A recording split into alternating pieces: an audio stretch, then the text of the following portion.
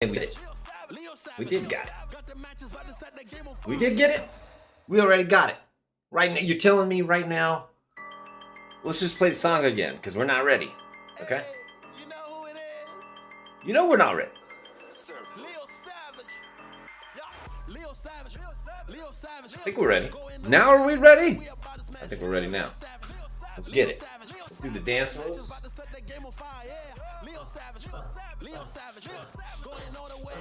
Guys, ladies and gentlemen, Jordan in the house. We ready. Ladies and gentlemen, welcome. Can you feel it? Can you feel the excitement in the air? Get it. It's time for Still National Education. Episode 50. Top 50 moves. Ladies and gentlemen, we're about to get it. All right, hey. I've been MIA. That means missing in action. But that's for another adventure. I caught a bit of an allergy, caught a bit of a cold. Maybe you guys are dealing with the same stuff. I want to let you guys know it'll be okay. And I made it through. We're going to make it through. And I've been waiting to bring this episode to you guys. A very, very cool episode. We're on episode 50. Still National Education 50. And today we're going to be bringing you the extra large, extra Monday, extra episode. We're going to teach you 50 moves. Not one move. Not two moves. Not 49 moves, okay? We're going to teach you all the moves, okay? 50 of them. Now, I don't know why I wrote this out, top 50. I don't know why I wrote top 50, because listen, this is just the tip of the iceberg, alright? This isn't even... Give me my fucking Red Bull, okay? Let's get going. Let's go. Look, alright? I'm drinking Red Bulls for breakfast. We don't need protein, we just need sugar. Oh, vitamin B. You can taste the 80% of vitamin B in there. I think it's true.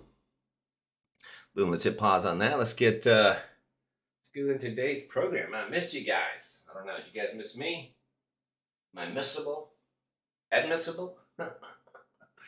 Alright, so today we're gonna get our sweat on, we're gonna get moving.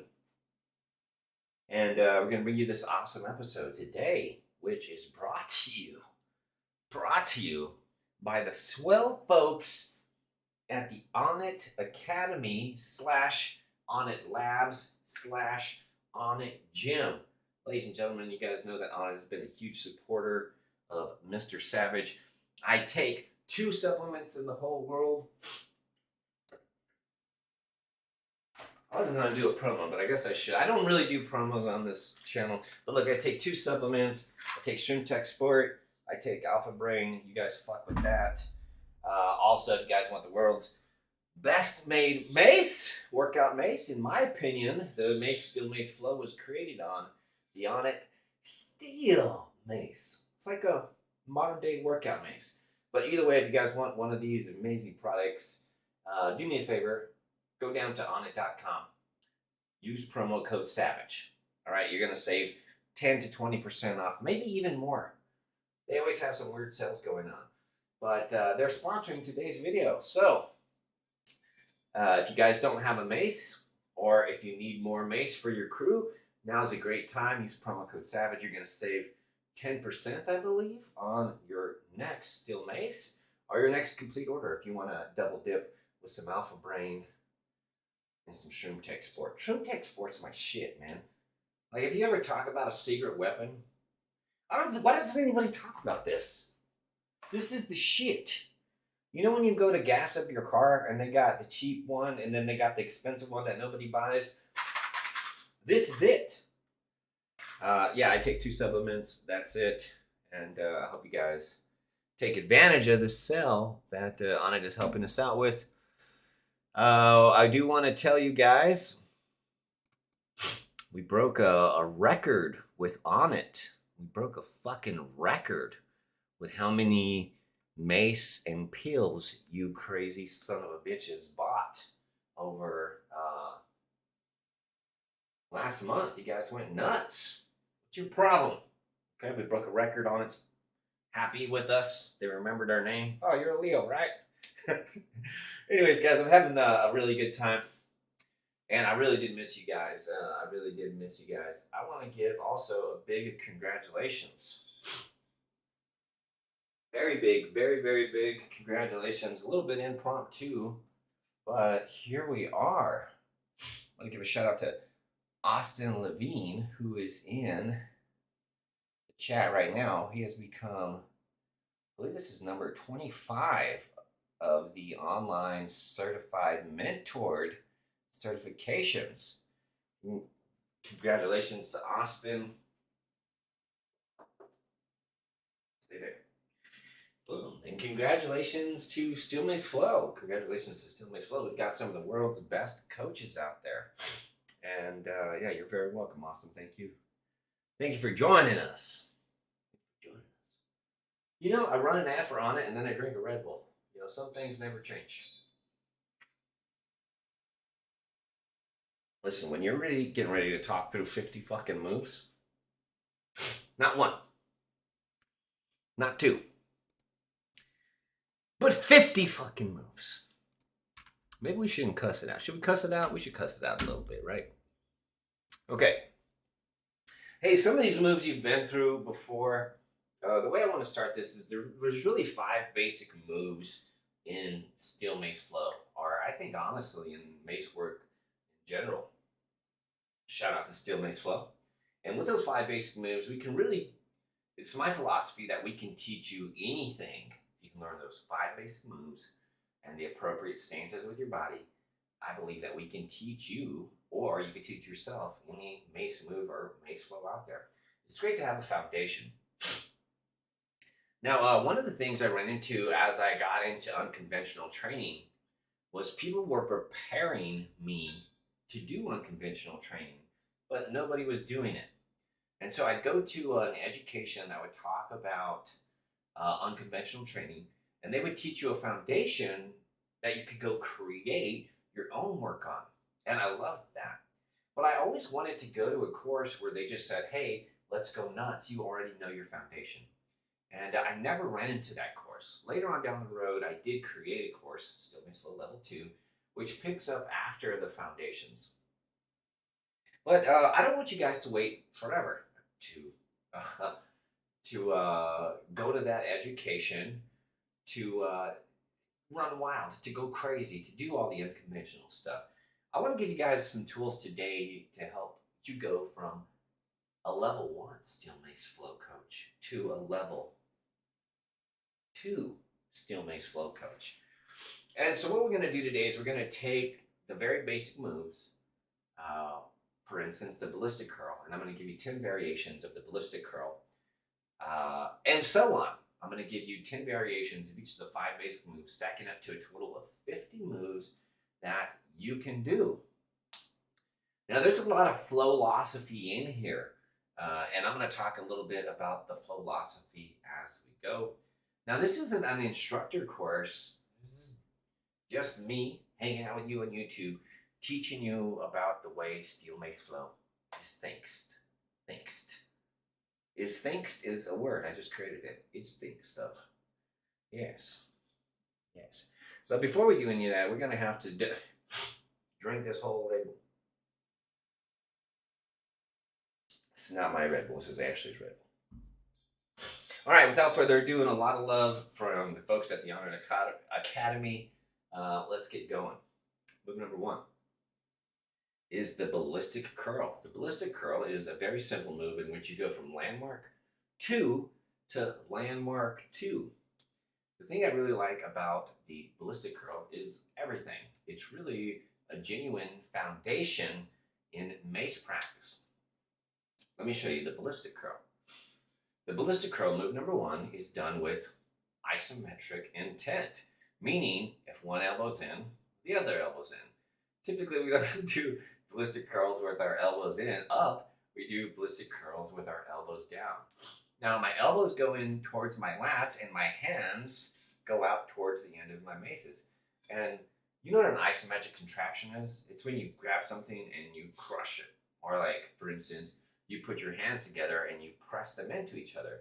Well, we're going to do the opposite of that with the ballistic curl. Instead of crushing, we're going to pull the mace apart. And it's really done very simple. We go from landmark 2 with isometric elbows into a prayer stance. The prayer stance, our hands are holding the mace at the web of the hands. Our fingers are kissing, they're not hugging, and that includes the thumbs too. Kissing, not crossing. And from there, we're going to stabilize with symmetrical elbows on the opposite side. Good morning, Matt. Good morning, good morning. And it's very simple. From here, I'm going to have a little bit of a bend in my knees. Now, there's a couple reasons for that. One, I can take my tailbone underneath and create a vertical line or a verticalized structure with my spine, which helps me fight any unwanted rotation.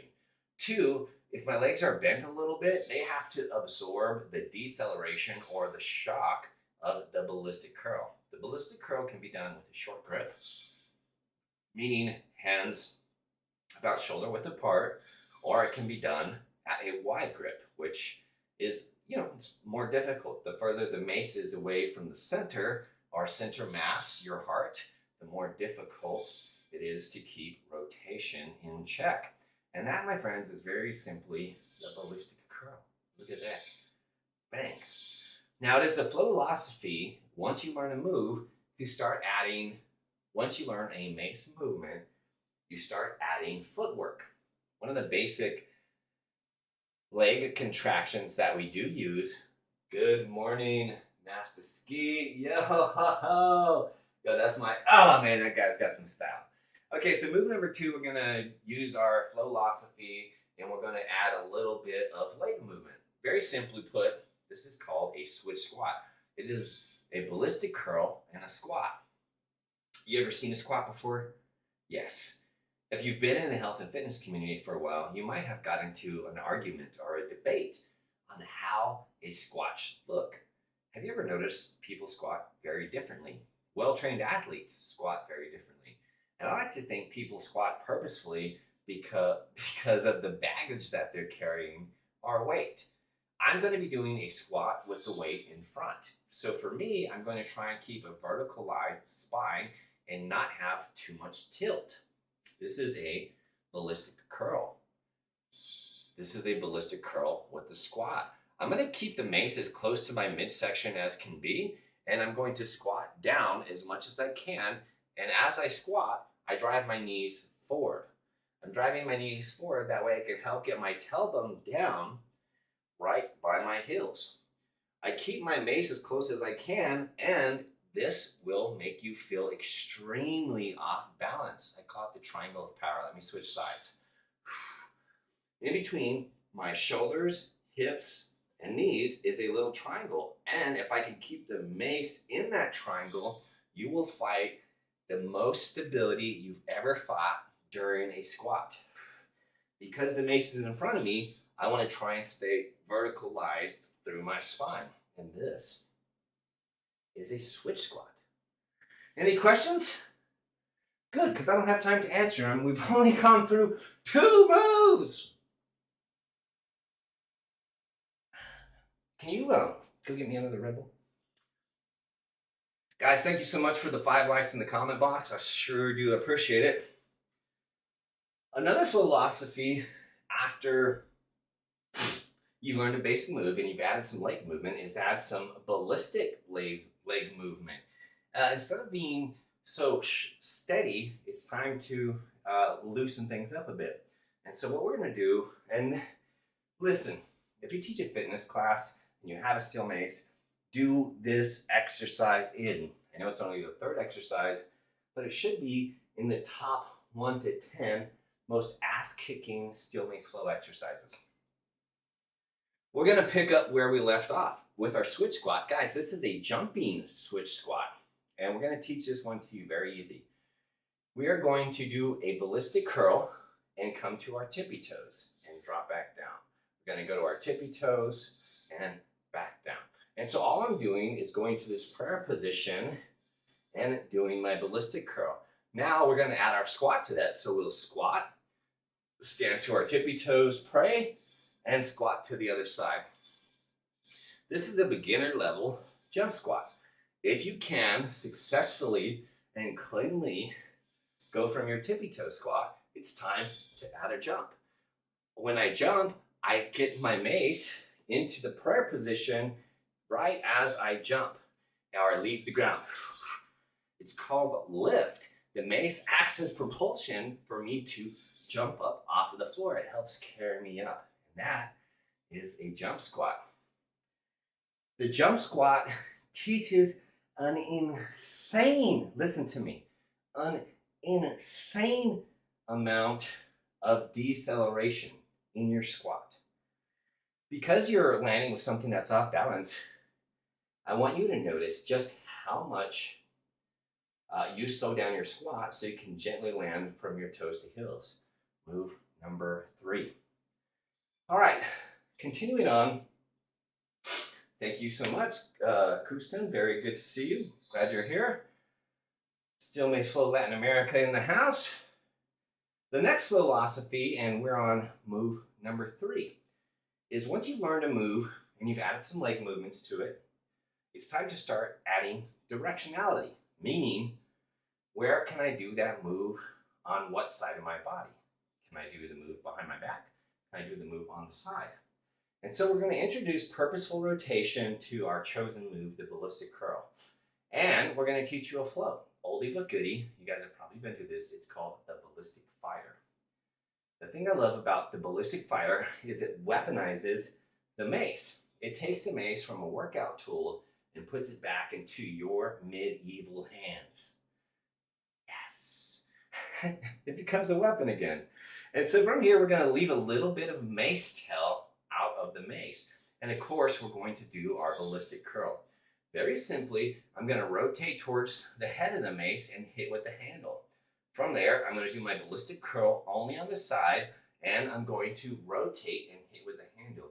What you'll notice is I'm stopping in landmark 2, or the ballistic curl position, on both sides. Now, I want you to do this 2 ways. One, I want you to weaponize your tail and hit with it. You'll notice that my hips are doing everything they can to stay in place. And now I'm going to let my hips move and actually pivot on my bottom foot, but still have that dead stopping point on right side and left side. Here it is from the front.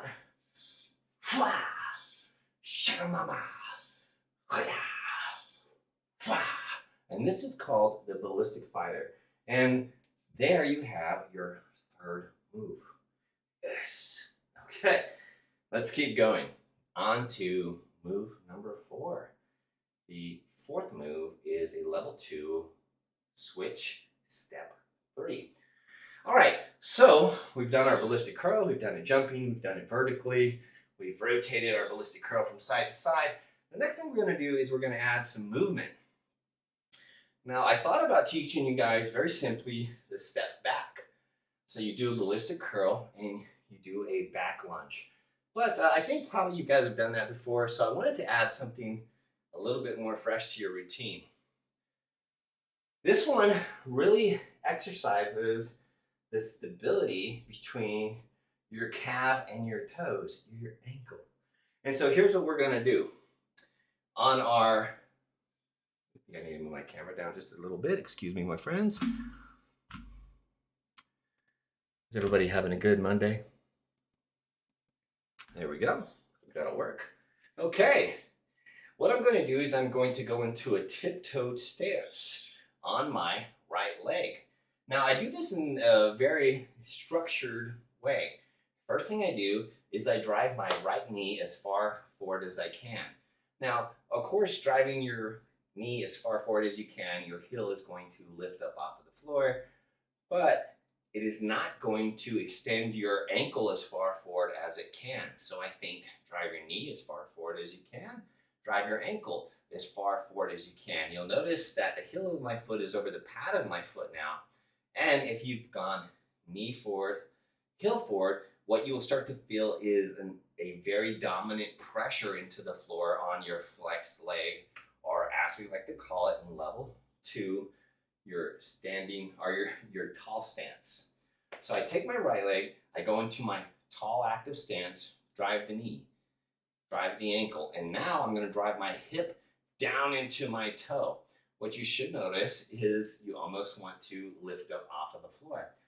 Right as we do that, we're going to go backwards into a lunge. So we have drive the ankle, drive the knee, drive the ankle, drive the hip down, and from there, we're going to step back into a lunge, keeping that nice, tall, beautiful structure.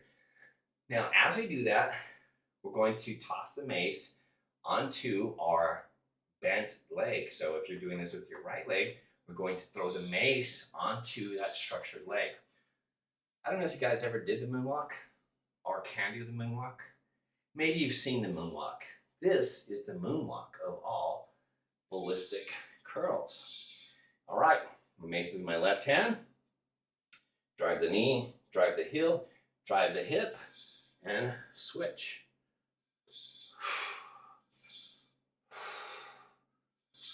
I gotta tell you, this is a pretty amazing feeling because you're so verticalized that once you leave the floor, really you're gaining 3 or 4 inches of height, and so the deceleration is a lot different. You guys really enjoy that one.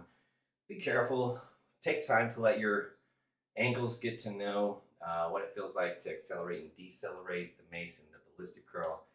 Guys, move number 4. Easy. Okay, you guys ready for move number 5? I am. This one we're going to add some lateral movement, and we're going to do 2 beautiful stances that run laterally. The mace, if it was swinging, you would see that it's swinging laterally. And so all we're going to do is we're going to take a couple steps in those directions. First thing we're going to do is a lateral lunge. In my lateral lunge, whatever side the tail is towards, I'm going to step towards. From there, I'm going to do my ballistic curl, and as I do my ballistic curl, my bent leg is going to stay bent, and my straight leg is going to stay, my bent leg, there it is going to transition into my dragon, and then back into my lateral lunge. Lateral lunge, dragon squat. One of the things that this is going to teach you is collision. Because you are stepping laterally and the mace is moving laterally, anything that sticks out in front of you is gonna get hit. And so this teaches us a very neat technique of keeping our spine in line with the mace. So moving laterally and doing our ballistic curl. Guys, these are great primers. These are great exercises if you did a set of 10 on your right, a set of 10 on your left. I think you would enjoy that very much. That is move number 5. Lateral movements, the lateral lunge and the dragon squat with the ballistic curl. All right, another philosophy. Now that you've added different leg movements, different patterns of rotation, it's time to do the move with one hand. Yes. Now, one hand doesn't mean only with one hand. It just means one-handed. What I like to do when I do a ballistic curl is I like to firm the mace up against my solar plexus or my heart. I really like this feeling. I bring the mace out, away, and back into my heart. All I'm going to do from there is I'm going to take one hand off, pray namaste, and pull the mace directly back into my heart. What this will point out for you is exactly how much external rotation is needed from the elbow to the wrist, just how much corkscrewing is going on from right side to left side. Now you can cheat this move by getting towards center mass of the mace, wherever the mace is balanced, but this really doesn't do too much for you. Boom.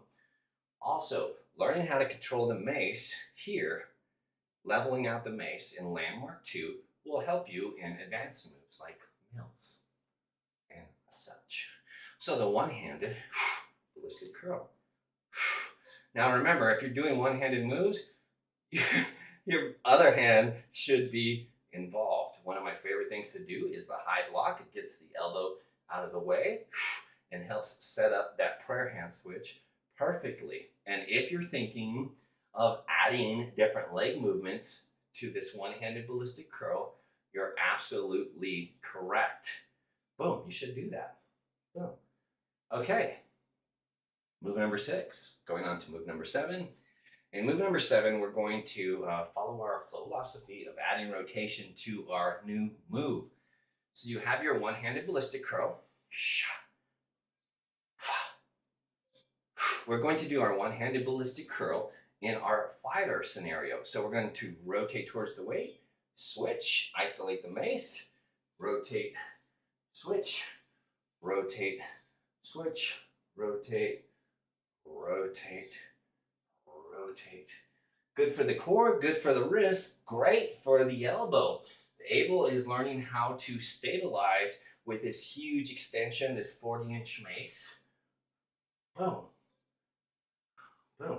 Can you go the other way? Yes, absolutely. I guess that's a free little move for you. But there it is.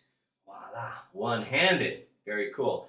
Speaking of one-handed, not only is the ballistic curl a great move to do everything that we just did, but it's a great move to connect both the lower and the higher level. So let's go ahead and check this out. Going down a level into what would be landmark 2, we're going to go from a ballistic curl to a bottom punch. From a ballistic curl to a bottom punch. Now my hand runs vertical, it doesn't cross, it doesn't go across. Shoulder, elbow, wrist, knuckles, all in one line. From there, all I'm going to do is curl up the tail into my hand, switch sides, release the tail, and punch the floor. This is a fantastic way to start teaching yourself or your students how to swing the mace from the handle, which ends up being how we swing the mace in our sword swings.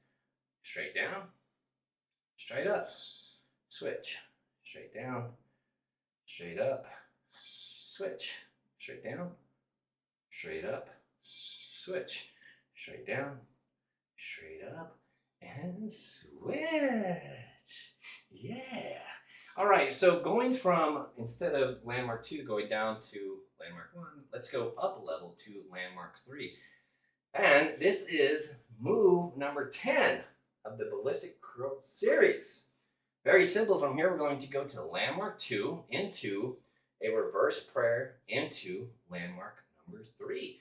And it's really that simple. Going from a pressing position into our ballistic curl position is as easy as putting your hands together, pinky towards index finger, thumbs away from each other into a reverse prayer, at which point we're going to grip our mace and switch back. Voila. I'm going to add a ballistic curl in there so I can go to my other side, and there is the move. Now, if you wanted to, you could rotate from side to side. You could add in your switches from side to side. You could do the move one-handed, just like we did with all our moves. What you might notice is in the one-handed switch, the tail actually asks you to spin it. So don't sleep on move number 10. All right, guys, we've got through 10 of our moves. Time to go into our next section. In this section, we'll be talking about move number 2 and different examples. 10 different ways to do the switch curl. Switch curl, big move. Don't sleep on the switch curl. Okay, no sleeping. All right. First thing we're going to do is go into our landmark 2, and we're going to let the weighted arm lengthen all the way. Notice it goes all the way down by my side. It's not intruding onto my hip, but it's holding on the outside. Also, my top hand is at the very bottom of the mace, and my knuckles are lined up with my wrist, or lined up with my elbow. From here, I go into landmark 2, crossbody top, prayer hand position, and out the other side, and this is our switch curl. All right, now a question about my legs. Should my legs be locked, or should they have a little bit of bend in them for shock absorbing, for accelerating and decelerating the mace? If you said option 2, you are right. Now, there is a beautiful sound that happens when you do a switch curl or any mace move. Yes, did you hear that? It kind of sounds like a knife sharpening on a stone. The switch curl of the mace is all the way close to your heart, just like a seatbelt, and comes out just enough to cross and go in front of the face. So the more your nose is pulled back, opposite a computer neck, the better and closer, you can get this beautiful move to you. Just like that. Boom, there it is. Voila. Take that, mace move. Don't throw your mace. Well, I mean, you can throw your mace. I'm not saying don't throw your mace, but in this particular move, as a level 1 move, I love to hear the sounds of both hands staying connected to the mace. The switch curl. The switch curl, now we're going to add to some leg movement. Now, just for beauty's sake, for structure's sake, for accessibility, we have changed the switch curl and what it looks like and feels like with the lateral lunge. So let's go ahead and give this a go. Move number 12, the alternating lateral lunge. First thing I'm going to do is step my foot out to 45 degrees and bend my knee. My foot is not at 90 like in yoga, but it's at 45 degrees, so I have some of this pinky edge for lateral stopping power. From there, I'm going to lay the mace across my hip, but not touching my hip. I'm going to take my mace from crossbody and lower it, so that way my elbow is over my hand. Not directly over, but it is a tiny bit overhead. From there, I'm going to rotate the mace handle behind me while keeping a vertical spine. My spine is not bowed. From here, I pray, namaste, I lengthen my leg, and I step my other foot out to 45 degrees and coil my spine around the mace. This is the alternating lateral lunge. Now, if you do this for a while, your foot goes in, you pray, your foot goes out. What starts to happen is the force of your feet pressing outwards, you start to get lower and lower. So if you are doing, I don't know, 10 to 20 alternating lateral lunges, you might put your mace down and use it as a crutch to stand yourself up. Voila! There it is. Alternating lateral lunge. Now I think, let me just give you another example. It could look like this. And it actually used to. But what we figured out is, for comfortability's sake and access to other moves, the elbow above the wrist means you are ready for action. When the elbow gets under the wrist, there's not a lot this top hand can start to do other than receive the mace. And so either way you do it, I like the hand down, and I like to transition from side to side. Bam! All right, taking our philosophy, we've learned a move. Let's add some rotation. Move number 13, an oldie but goodie, the Crossfighter flow. And we're going to do this a couple different ways. First thing we have is our switch curl. We're going to isolate our hips with our softly bent knees. We're going to rotate the core like we want obliques. And we're going to roll the mace on the side. Once we've done that, we're going to rotate towards the head of the mace, keeping our hips still, and switch. And it's that easy. Rotate towards the weight and switch. Now, you can do this move rolling forward, just like we're doing. And believe it or not, I'm trying to keep my hips still. The more I can keep my hips still, the more effective of a workout this is for my legs and core. Now, you can do the Crossfighter flow and use funneling rotation. So use the rotation all the way from the floor, all the way into your mace to create nice, beautiful spiral lines, or you can lock yourself down. So training fluid equals training connection, through lines of strength, and isolating does the same thing muscle building or bodybuilding does. Isolating muscles helps them grow. So strength, voila, and speed. And you can do that either way. Guys, ladies and gentlemen, number 13, the Crossfighter flow. Now, another philosophy is you can do the move, great. You can do it rotated, fantastic. Can you do it backwards? And so our Crossfighter flow, which we switched and traveled towards the head of the mace, can be done in reverse. And I'm going to freeze. I'm going to end in a cross top position, and now I'm going to throw my mace backwards. So now, mace goes back and under. Back and under. Same rules apply. If I keep my hips still, the more I'm going to grow in strength, but probably the slower I'll get. And the more I let things flow, the faster I can get.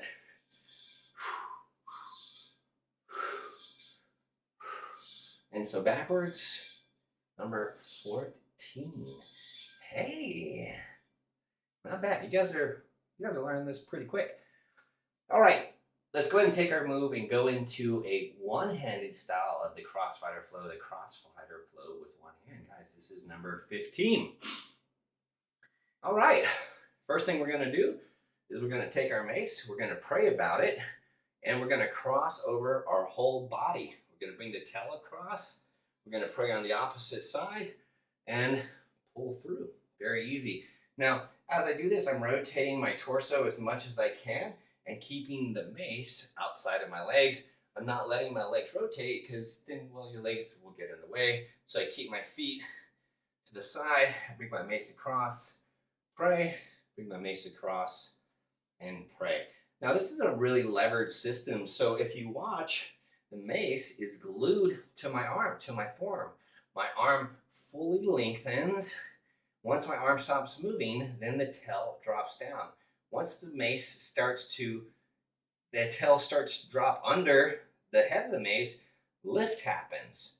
Now, what I'm doing is I'm using common sense. As the mace tail drops down, I'm lifting up so I can store the momentum. From there, I'm going to grab and roll forward.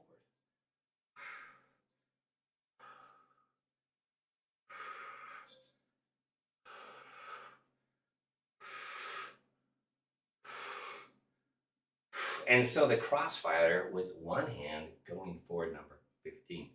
Okay, time to go take it back. Let's go backwards, number 16. The one-handed Crossfighter flow going backwards. All right, so if we were going forward in number 15, in number 16, we're going to go backwards. The way I like to do that is I like to stop the mace, hand on the head, and I press the mace head, which lifts the tail up. Once the tail lifts up, I'm going to go the opposite way and pray about it. I could take my hand, press on the head of the mace. I can even lift the head of the mace up with my pressure. Grab, switch, press.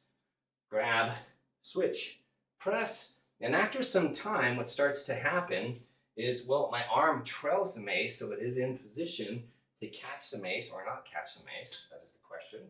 And you can even create a tiny bit of space in between. You can go forward or backwards. Wow. Wow. Whoa. Whoa. Whoa. Whoa. Whoa. Guys, how you doing out there? You guys hanging? It's a lot of moves. Hopefully you're doing them with me. And the Yin Yang fighter. Oh man, guys, I love this one.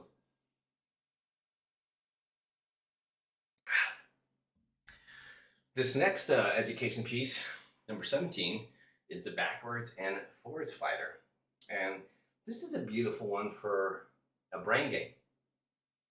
The first time you teach your students this, they're going to have this look of like a dog who has seen itself in the mirror for the first time. You know, they're going to know it's real. They're going to believe it, but it's unbelievable. All right. So let's just practice real quick. Let me show you what we're going to do. We're going to mix the Crossfighter flow that goes forwards with the Crossfighter flow that runs backwards. Now, what I want you to do is I want you to take your finger and I want you to circle the way the mace is going. Maybe it's going counterclockwise for you. Whatever direction it's swinging, what you're going to notice is it doesn't stop swinging in that direction. Even though I switch positions, the mace is still rolling the same way. And it's still rolling the same way. Look at that, it's still rolling the same way. I may be transitioning, but, oh, go the other way? Yeah, you got it.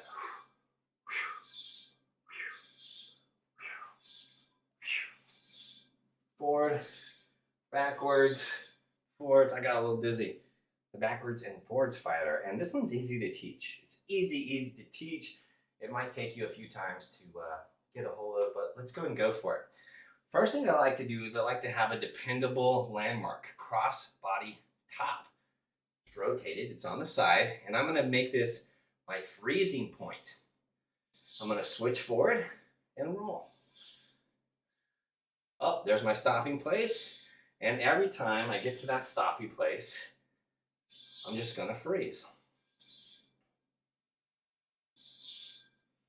Now, after I've done this a while, I'm going to face my mace and face away from the opposite direction. Acknowledge which way my mace is rolling. It's going that way. And keep going. Oh, okay.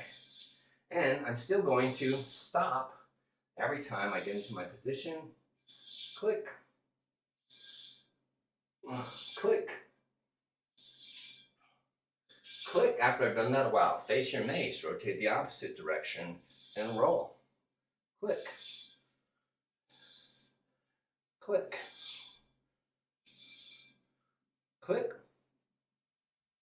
And roll. And after a while, it really becomes second nature. Square. Roll.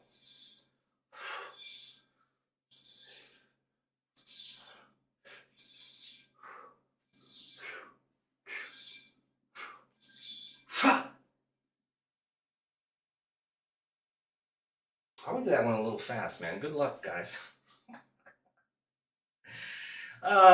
Did you guys know that the sword swing, maybe you guys have seen the sword swing, it's when you swing the mace from the head like a sword, came from the switch curl. It sure did. And so, in honoring the system of how do you do a switch curl with one hand, well, obviously, we can do the one-handed version. But let's not. Instead, let's go to a one-handed version that uses full 360-degree rotation of the elbow. First thing we're going to learn is, and guys, for those of you who are paying attention, this is move number 18, the outside sword swing. The outside sword swing going forward. Now, when I speak of outside sword swings, what I mean is when the mace swings outside of your body as opposed to inside of your body. And so let's look at that. First thing I'm going to do is I'm going to hold my mace verticalized and I'm going to hold by the head and I'm going to fully lengthen. From there, I'm going to do just a couple curls. This teaches your wrist about the rotational force that's coming after the move is done. There's a split second where my mace feels like it's all the way done moving, but then the head of the mace wobbles a little bit, and even though I'm in my flex and finish position, there's this little bit of teeter in my wrist. Bing. Bing. And so all I'm going to do from that position is, once I've chopped, I'm going to put my hand on the inside of the mace, just like so, as a stopper. And here we go. Chop, chop, chop. Chop, chop, chop. Chop, chop, chop. Chop, chop, chop. What you'll notice is with this bottom hand, it is a lot easier to start and stop your swing. We're going to use this bottom hand after we've chopped forward to create some space for our wrist to roll. Very easy. I'm going to take my right hand and I'm going to, with zero pressure in my grip, just holding the web, the mace on the web of my hand, I'm going to lift up and through my armpit. Bang. Now I want to do this move with as little elbow flare as possible. Once I've done that, guess what the mace wants to do? Well, it wants to teeter forward. After I've chopped, lifted, all I'm going to do is let the mace roll around my index finger and stop the handle of the mace again. Lift with the web, roll, grip when comfortable, and chop. Roll, lift, and chop. Eventually what will happen is, well, you'll stop needing the blocking hand and just roll the mace. Now you'll notice I never get into my bottom flex position, but I kind of stay in a ratcheting system in my shoulder into my wrist. My elbow drops just a tiny bit, but this is the forward rolling outside sword swing. Very easily, all you have to do is put the mace in the other hands if you want to cross to the other side and lift through the armpit. If you need to, block the head, lift, chop, block, lift, chop. And after you've done that for a while, maybe you'll get your outside sword swing. Voila. Outside rolling forward, outside rolling forward, outside rolling forward. Switch hands, outside rolling forward. Guys, this one isn't in the in my playbook, but we're still doing it, okay? This is the outside rolling forward fighter. Switching from right side to left side. Voila, voila. Voila, voila. Voila, voila. Boom. Now here's the thing, while the mace is moving, it has a certain amount of balance, a certain variable of structure that helps it stick to your hand. And so this move is easier to do whilst in motion. Okay, very good. So the mace rolled forward. It's time for mace move number 19. Going backwards. Instead of chopping backwards, we're going to lift, open, grip, and slide through. Now, my bottom hand, my free hand, is going to do a lot of the work. I'm going pinky to pinky and rolling through. Pinky to pinky, roll through. Pinky to pinky, roll through. Now, guys, this is outside of my body. And after you've done this for quite a while, what starts to happen is your wrist has pried itself on its form, and the mace has pried your hand open. And so what starts to happen is you start to be able to roll the mace in a comfortable position with, once again, minimal roll or lift of the elbow. This can be done on both sides, obviously, because we're mace pros here. All I'm doing is grabbing 2 thumbs down and rolling around. 2 thumbs down and rolling around. 2 thumbs down and rolling around. That's it. Did you see my hand do this? Shouldn't be doing that. Should be doing cool stuff.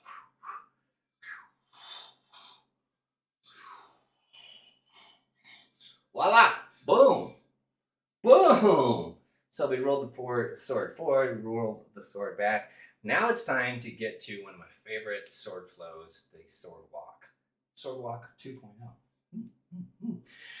Now, if you can do the one-handed sword walk, all we're going to do is, the one-handed crossfighter going forward is we're going to add a little trick to that. Number 20, sword walk 2.0. I'm going to bring my mace across and start my one-handed crossfighter. It's just that easy. Once I've done my crossfighter, I'm going to let my sword roll into my sword forward version. From there, I'm going to lift the handle, bring it across. I'm going to go pinky to pinky, chop, and then I'm going to give a little pop.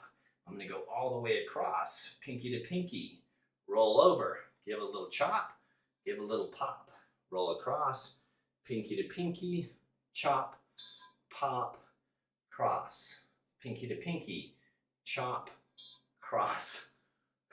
Chop, pop, cross. Chop, pop, cross. Pinky to pinky, chop, cross, or pop, cross. Okay. Chop, pop, cross. Chop, pop, cross. And once you've done that, what I want you to do is take a little step. We're going to swing across our body.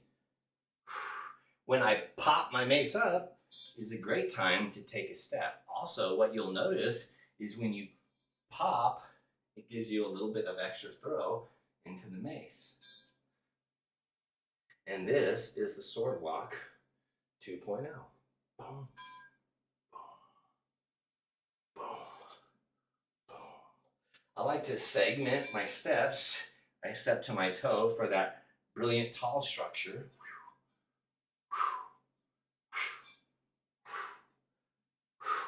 What is the cues? Pinkies, chop, pop, cross.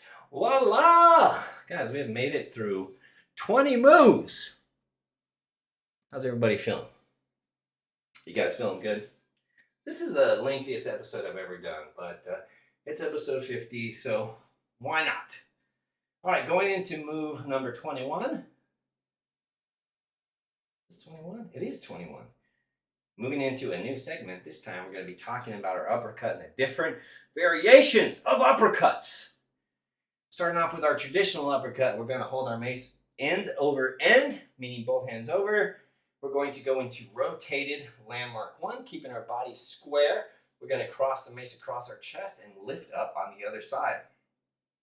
I want to be symmetrical in my grip between both hands, meaning one hand not too close to the face or the other, but we want to create nice isometric pictures in alignment with our mace on both in front and behind us. Also, my wrists are in line with my elbows. When I do my uppercut, I don't have a bent wrist in the back or a bent wrist in the front. Instead, I stack my elbows and my wrist. When I pull my mace across my chest, I set my elbows and knuckles in alignment. And as I roll back, the movement, the rolling is in my shoulders, but my wrists are stacked.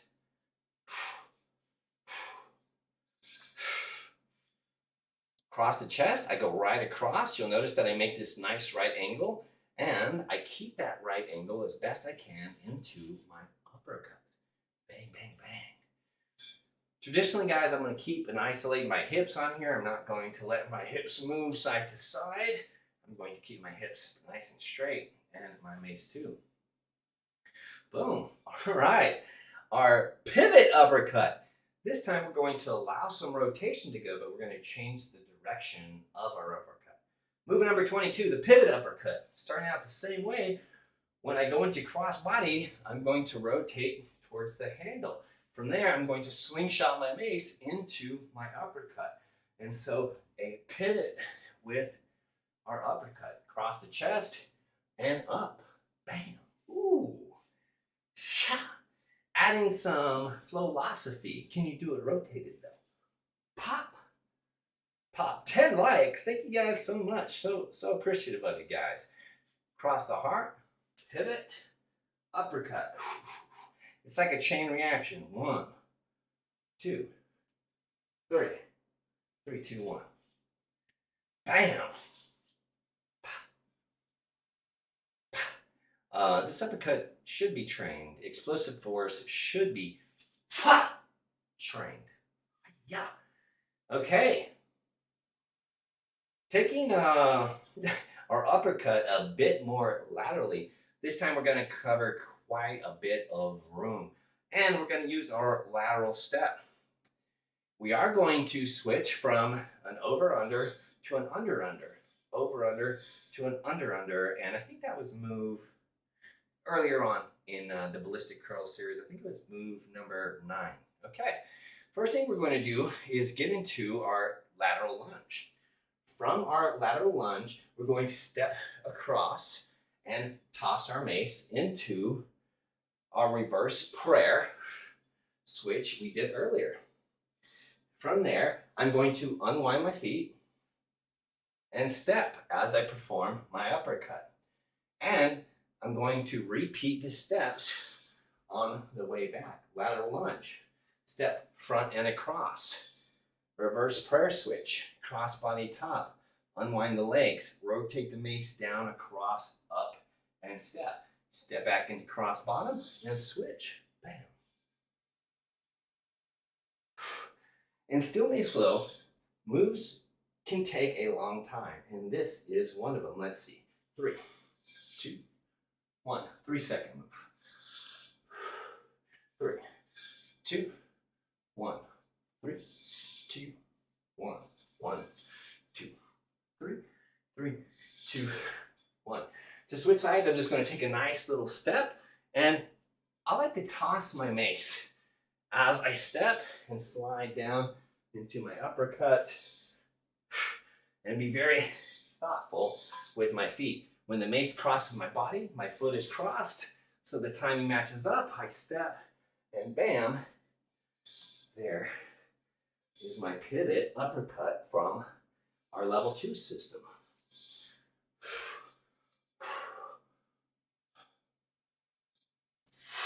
The pivot uppercut can be done also with one hand. Hiya!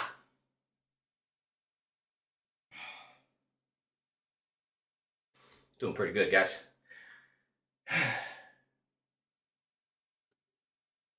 The lateral uppercut. Very good. Pivot uppercut. The next one, we're going to alternate our uppercut from side to side in our uppercut fighter. This one's very easy. I'm going to do my uppercut, and I'm going to do my sword draw switch and switch sides. I'm not going to go all the way down, but instead, I'm going to swoop my right-angled arms into another uppercut. I'm going to switch and swoop, switch and swoop, switch and swoop, switch. You can do this one with isolated hips, or you can let your hips move. Uppercut fighter. Uppercut fighter can be done laterally or back and forth. Good luck figuring that one out. That's a bonus one. We're not teaching you that. Woo! That one's gonna cook some shoulders. I mean, that's it. That's it. All right, next one is a very fun uppercut. It is the battle stance uppercut, guys. We're on number 25. We are halfway through the program. Yes. Battle stance is unique. It's where I hold the very bottom of the mace and the very bottom of the middle grip, which, if you measure, is probably about shoulder width apart for you. From here, I'm going to take my mace from in front of me, and I'm going to put it on the side. And I'm going to do an uppercut, just as I would, going through the landmarks, but going from my vertical position into cross top, into landmark 2, into cross body bottom. And when I get into cross body bottom, I want you to notice that my hand opens up. You see? From there, I'm going to use the bridge of my hand and the pull back from my opposite hand to lift the mace head. When it gets into position, I'm going to slap my hand back down on the mace. I go across back to 2, and right as I drop down, open, close. Now, as you get better and better at this move, what you'll notice is I let go of the open part of the hand immediately and used it more as a guide. The clap at the end, the slapping of the hand, is the same thing as throwing a punch and closing your hand the second before impact. It's what creates deceleration or snap. Pow. Most uppercuts are done over. This one is done under. Thumb up, and clap.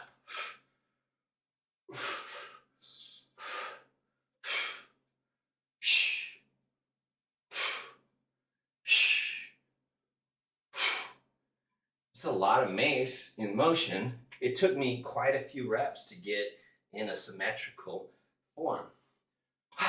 The key here is to guide and grip.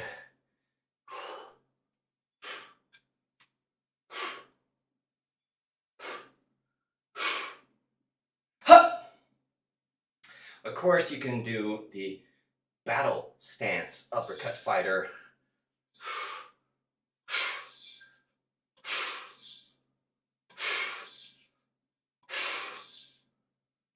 I wonder how many of you guys are going to let go of your mace for that one. Okay, moving on to number 26, the hunter uppercut. I couldn't even say it right because my legs are in utter terror. In Still Mace Flow, a philosophy we have is both height and depth help convey emotion. If you're acting out of flow or doing a free flow, a lot of your free flow is done off of radiant emotion. That means the emotion that are the highest frequency in your body. And so we like to add characters and purposely pick out the height and the depth that we choose to work out from. So today, I even wonder if this is on the right microphone. It's not.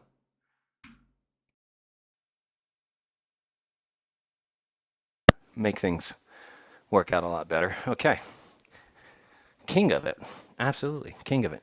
All right, so today we're going to go over the Hunter Uppercut. I'm going to start, and this move is done in a traditional uppercut form from right side to left side. The only thing I'm going to do different is stay very low. Now this one will make your legs super buff. From here, we're going to step back opposite of the weight. So you can see the weight is on the right side of my body. I'm going to step back with my left side.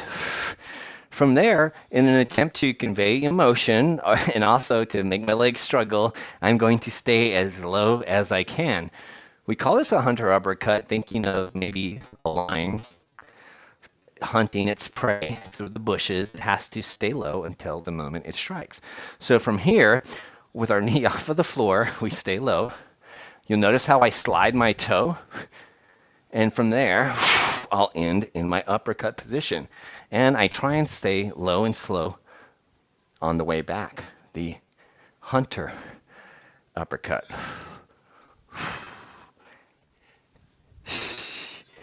Hi, yeah, it's a spicy meatball. From there, you step back opposite of the weight, cross your heart, step forward, stay low, stay slow, and uppercut.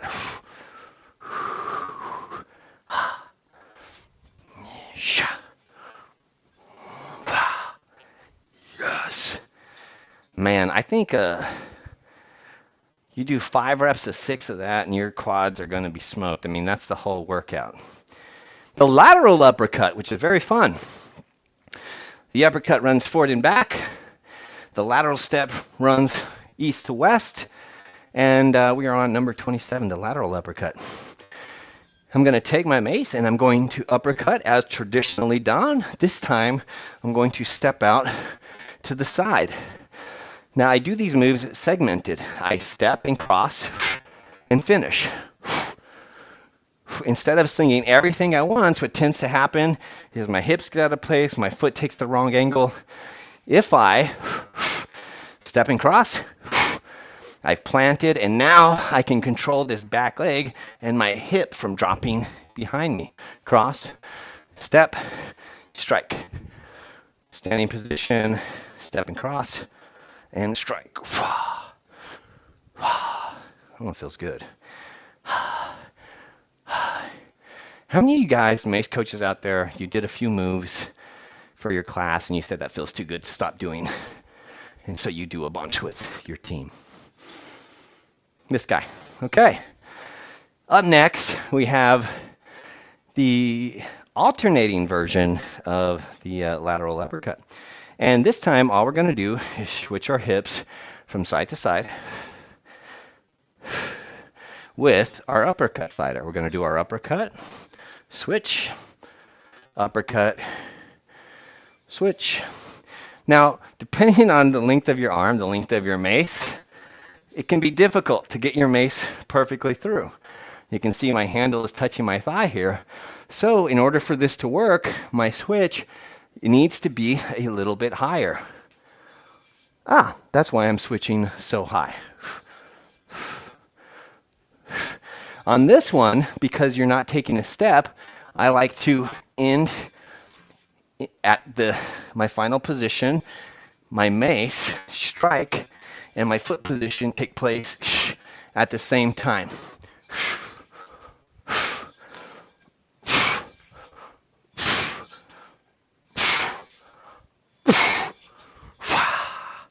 Yes, the lateral uppercut.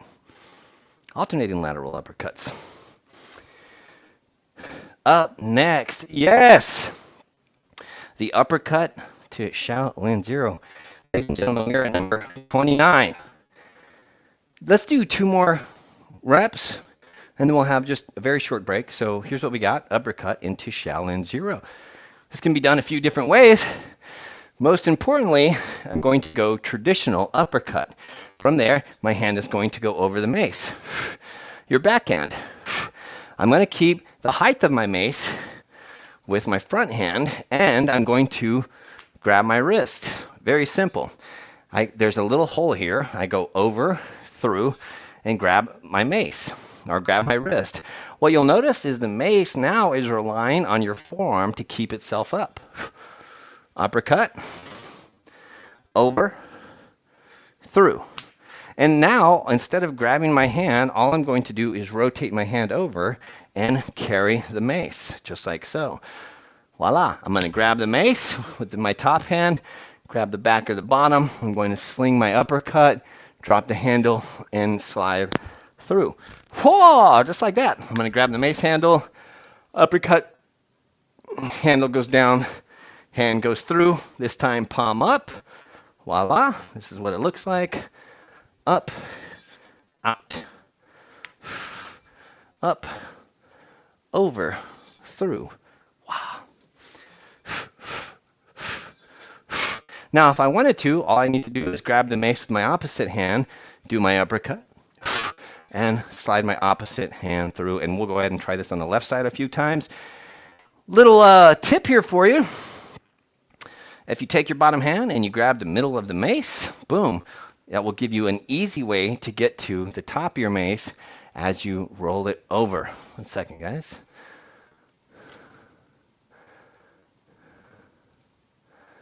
Huh.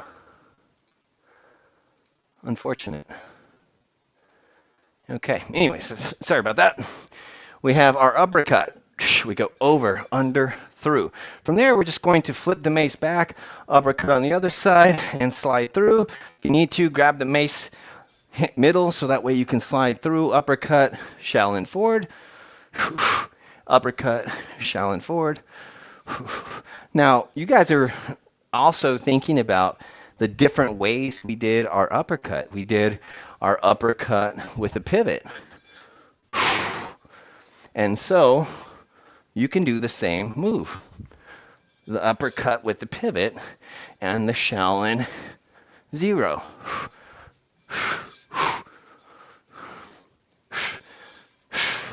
You can go a multitude of directions. You don't have to just go back and forward. You can go east and west.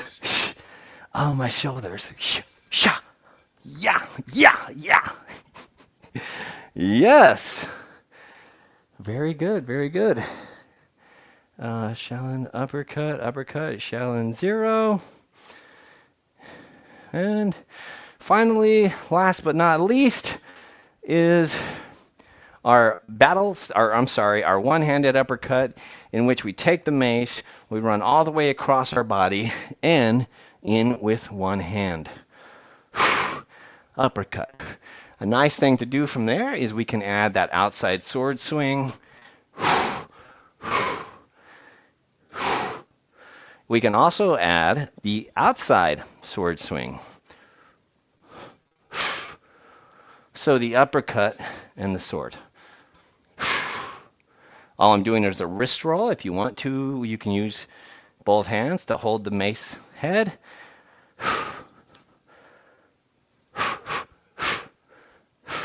And roll the mace. It's an uppercut. Bang! It's an uppercut with momentum. Roll. Back. Roll. Forward. Uppercut. Roll forward. Roll back. One hand. Roll forward. Roll back. Roll back. Roll forward. Roll back. Roll forward. Voila! 30!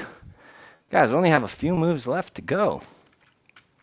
What a bummer. What a bummer. I really messed up a few things on our production end, but that doesn't disturb you guys any.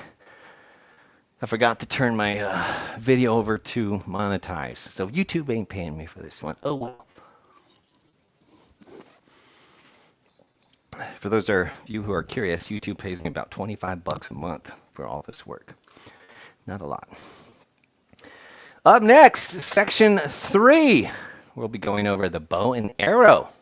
Yes. We love us some bow and arrow.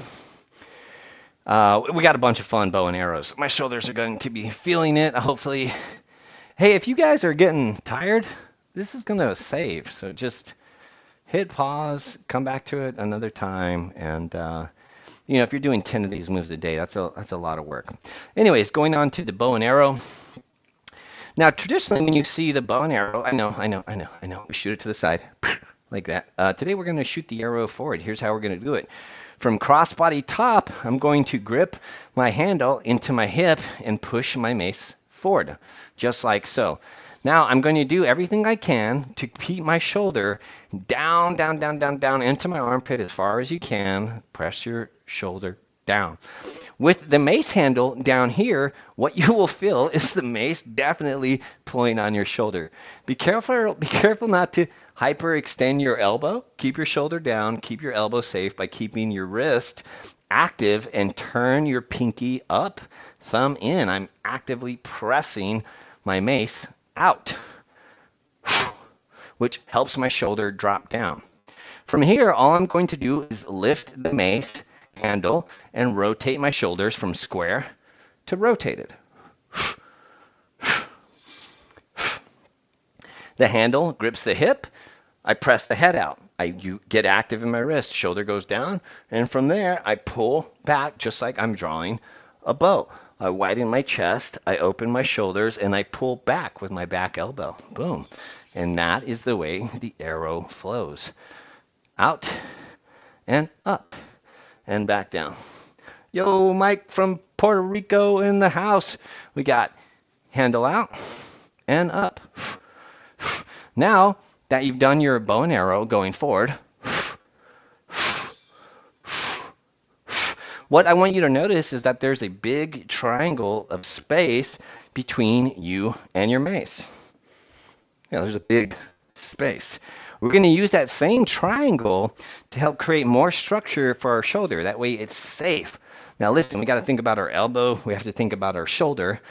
And when my arm is all the way out and square with my chest, what happens naturally is your shoulder wants to just lift up. However, if you roll your arm behind you just a little bit, you'll notice that my shoulder goes from up and drops down. I am going to press the head of my mace out, keeping my handle by my hip, and then I'm going to lift up. I'm going to hinge over, and you can see that there's this big, beautiful triangle between my mace and my body. Guys, this is what I want from you when you're doing your lateral arrows. I'm not shooting with a flat chest, but I'm shooting with a coiled chest. Very easy.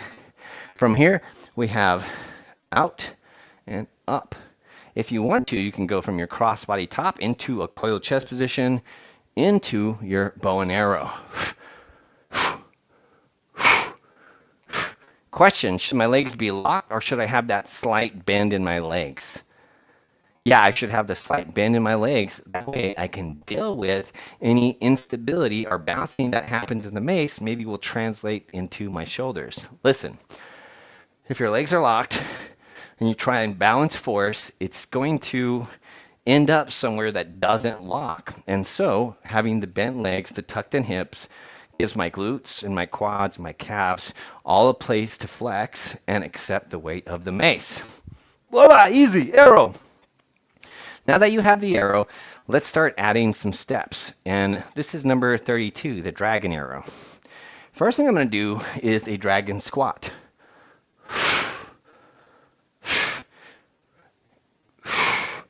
A dragon squat, I don't let my knees touch. I press my heel in the east or west direction and align my knee in the same direction.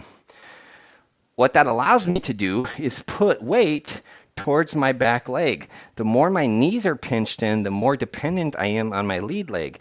The more open my legs are, the more pressure I can put on my back leg. Now you'll notice my heel is not slumping over, but is active. My heel being over the pad of my foot lets me know that my ankle's flexed and ready to accept weight. Not only weight directly on it, but outside. And so let's see what this looks like. I'm going to be stepping towards the head of my elbow into a dragon squat. I'm going to make sure my knees are spread, and then I'm going to shoot my mace out to the side. Now, because it's impossible, just about impossible to have a flat square chest, you're going to notice that there is a little bit of a bend in your chest. And because you're doing that, there should be a perfect little triangle in your arrow, the dragon arrow. Voila, voila, voila, voila. Voila. Now, yes, the arrow can be done opposite of the dragon step. What you'll notice is the further my arrow shoots out, the further back I lean into my back leg to help bias some of the weight. What you might notice is my spine gets in line with my lead foot. As Fat Joe would say, a lean back. Okay, the dragon arrow. Moving on to number 33.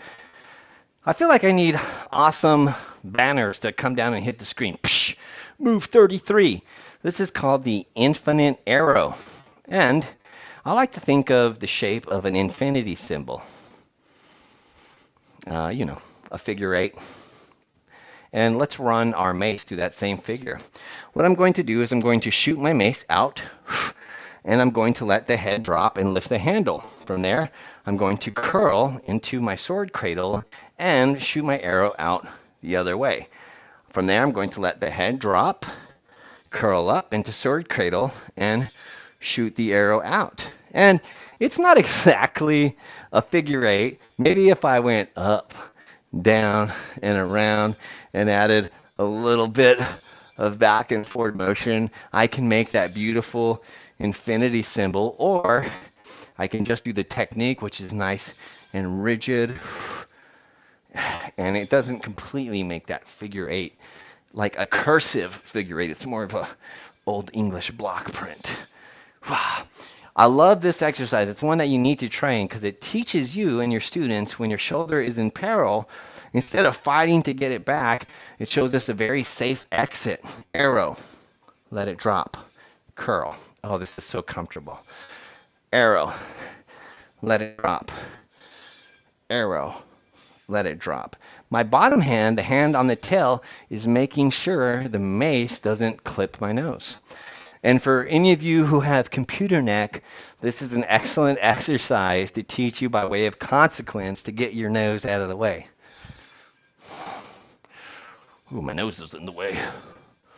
Ooh, my nose is in the way.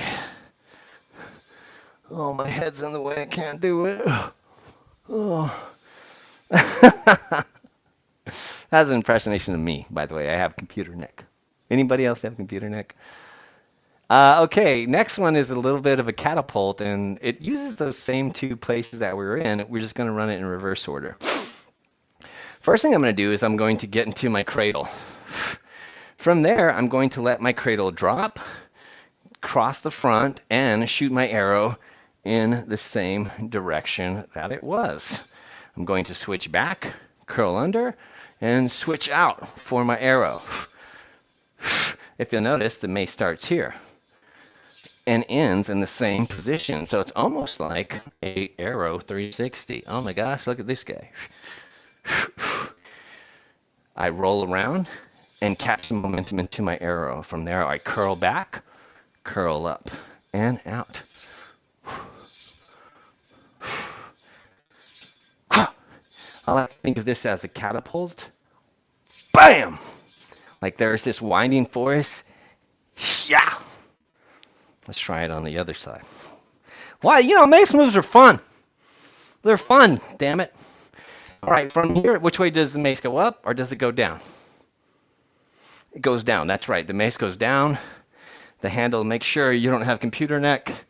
I grab the handle, switch to cross top, shoot my arrow, cross top, go back.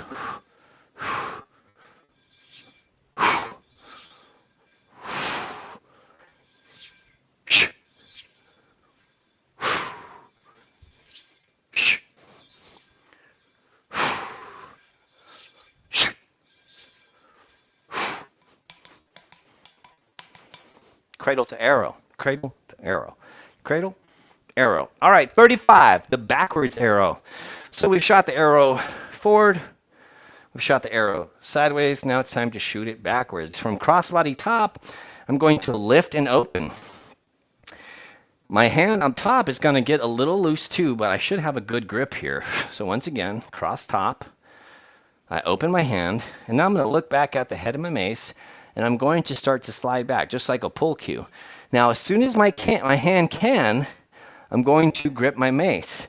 Once I grip my mace, I'm going to look back and shoot my arrow behind while looking. From there, I'm going to pull right into my heart and use my chest or my heart as a place where I can take any pressure off of my shoulder.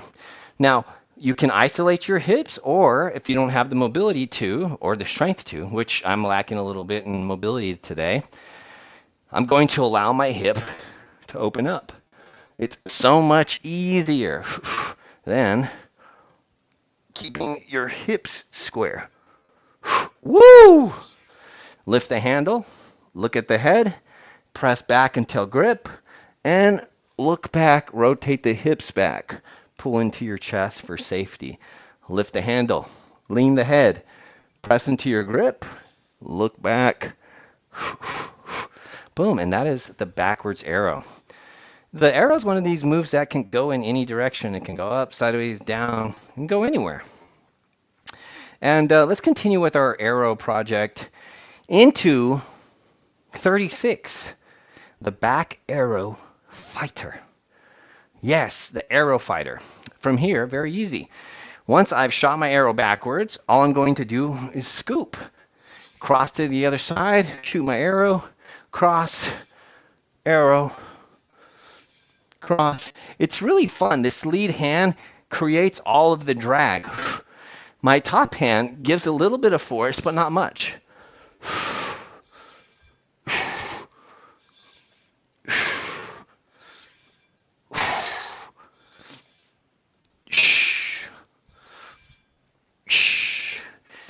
Okay, I'm just playing around here, but really.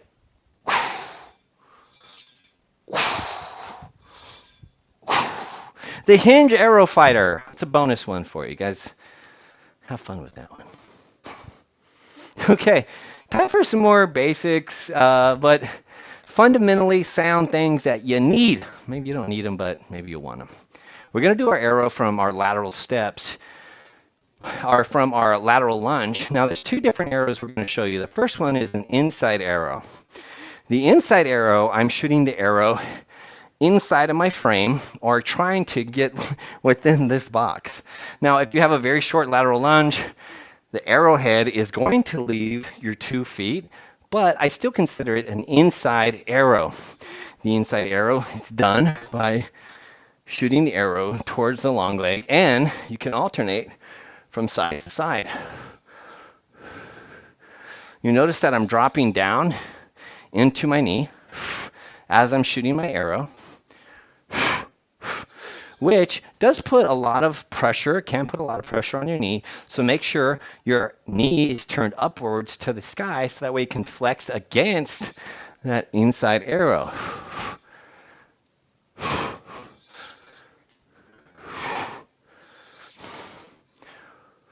Voila, the inside arrow. Inside arrow number 37. Guys, we're on number 38.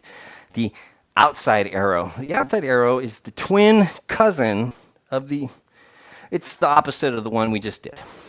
The outside arrow, instead of being inside, is now outside of your frame. You can alternate from side to side using a prayer switch in the middle, and again, dropping down into your final position. Sure, you could do your tall stance and make that thing a little bit more beautiful. The outside arrow. Wah! Pretty cool. All right, earlier we did our arrow into our uppercut. This time we're going to do our arrow into Shaolin. Voila, voila, voila. Very fun. From cross top, we shoot the handle, we shoot the head, pull the handle, slip under, and grip over just like so. Voila. We shoot straight, and we scoop under just like so. Look at this. Arrow. What do we do? Easy. We step towards the arrow. What do we do? Easy. We step towards the arrow. Oh, jeez. What do? We shoot the arrow. I'm going to step towards and all the way across. Boom. From there, I'm going to grab the head, shoot back the other side, step under, and across, opposite way, pop, pop. Ooh, pop, pop, pop, pop. Ha, ha, ha, ha. Number 39, Arrow 2 Shaolin. Guys, thank you so much for hanging out with me. Let's finish up our arrows. Where would we be if we didn't add our waterfall transition to our arrow? You're right, we should teach you. From our arrow, we're going to drop the tail and curl in. We're going to use that momentum and do a top switch. We're going to curl the mace all the way vertical to where both thumbs are facing down. Now, you need plenty of overhead clearance to do this, and you need to make sure there's no knees in the way. So although I don't want your legs locked, I want you to be cognizant of how far forward they are. From here, we drop and curl. And now I'm going to release and press up. So I'm just pressing the mace vertically, and I'm going to angle out to the side. From there, with the handle behind me, I'm going to scoop in front.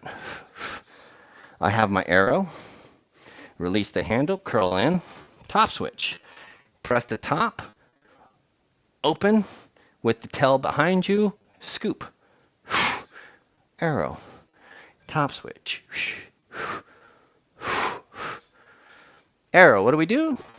We let the tail lift, we curl in, we catch two thumbs down, we press up, we make the T. Hey guys, does the mace tail go in front of me? Or does it go behind me? You're right.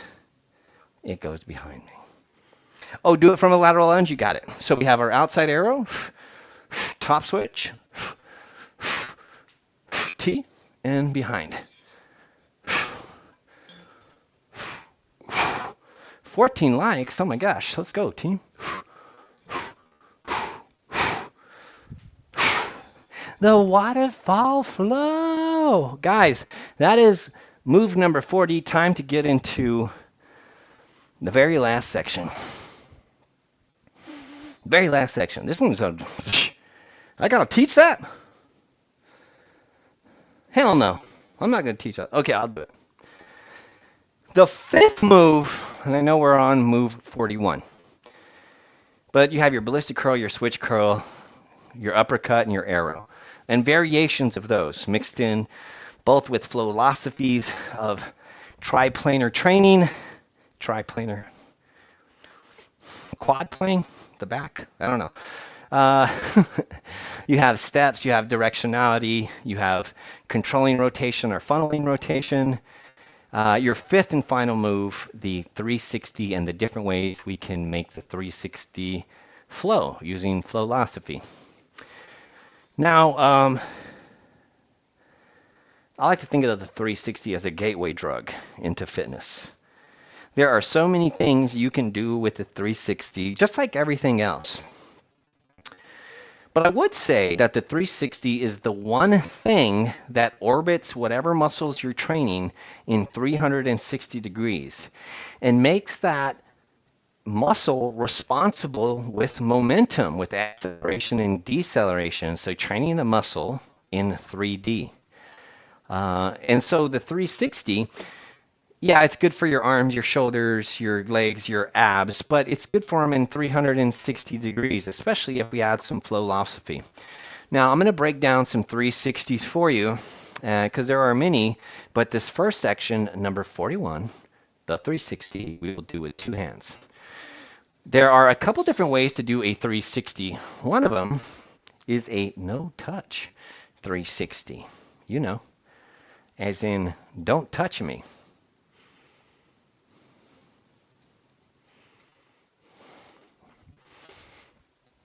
A no-touch 360, the mace does not touch your shoulders, and you swing in a perfect circle. There is a touch 360. A touch 360 is usually taught during 360 inauguration or when you get to a really heavy stone. If you ever watch The Flowing Dutchman and his travels to India, he does a practice in which they swing a gata, which is described as a bamboo shoot and a stone head. Many would argue, including me, that the gata is not a mace, that the mace is not a gata. And the gata and the workout mace are two totally different, well, they're very different. And in the world of gata, the world of heavy stone swinging, there's something called a touch swing, and that is where you use the entirety of your back to pull the mace over from side to side. And so there is a touch 360 and a no touch 360. A 360 can be done two different ways. It can be done inside, or it can be done outside. What's the difference? Well, in my opinion, the top hand is the controlling hand of the 360. The bottom hand is the stabilizing hand. One thing you'll notice is when you swing towards your index finger, your top wrist does not hit wrist lockout. Matter of fact, you can press your wrist all the way over and it feels comfortable. And so you'll notice my hand not entering into lockout. However, if I go the opposite way, guys, real quick, just hold your hand like this and try and touch your elbow pit with your thumb. It sucks. It almost hurts. There's not much here, okay? So listen, if you swing the opposite way, probably what's happening is your wrist locks out and your body is jumping in line with your wrist. How many of you guys swing like this? To save your wrist. Not to say you can't do an outside 360 and make it comfortable. But for me, I like to swing inside. A little magic trick. If you're swinging inside with one hand, your opposite hand is swinging outside. So there's not really a right or wrong way, but I think of progression, and I would suggest you swing towards the pointing hand. Now, if your goal is to swing your mace, what I would strongly suggest to you is do not learn how to swing it. Learn how to control your swing. Don't swing your mace. Control your swing. All right, let's take a look at what that looks like. For me, the first thing I teach is an overhead press. You notice that I went to the middle of the swing, or the middle of the mace, which makes the mace very comfortable. Now I can control it. Matter of fact, the lower I get, the less control I have. The higher to the head, the more control I have. Now, there's a fine point here where you cannot be in center mass. Otherwise, you won't get the asymmetric build of the mace to download into your DNA. And so you need to pick a place where when you press overhead, the weight is still bearing it down, and you have to use wrist flex on both sides to keep the mace up. And we call this a overhead block. Which way am I going to swing the mace? That way. Which way are my hands going to move? Opposite of this way. The mace has to be higher than your head. That way you can go behind your head. If you're doing this, you have to duck under your swing, and you've probably done that before too. Feels so fun. So lift higher than your head. Once you've lifted higher than your head, you want to put the mace down in a responsible position for your back. With your mace behind you, notice how my elbows are high and my wrists are down by my neck? From here, what I'm going to do is I'm going to gently bend my knees and get my butt out of the way so I don't hit it. Also, what that's doing is it's flexing my abs and taking the pressure away from my small of my back. If your mace is behind your back like this and you feel it in the small of your back, it's because your stance needs work. So bend your knees, tuck your hips in, and keep your abs flexed, but not flexed to where you're hunching over. Keep them tight and then lengthen your spine. From there, very simply, we're going to do the press on the other side and put our mace back together. Wait, I think I went the wrong way. So you have block. Put your hands behind your head. and lift the opposite direction. Notice how my elbow came all the way across my front. And if you can control your 360, it leads to so much more functionality of your swing over time. Very simple. Block. Dump. Swing inside. Block. Dump. Swing inside. And then after you get that rotary motion down, let your swing move.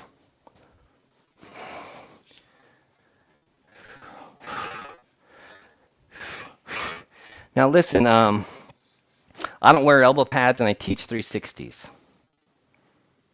Sink in, let that sink into you. All right? All right?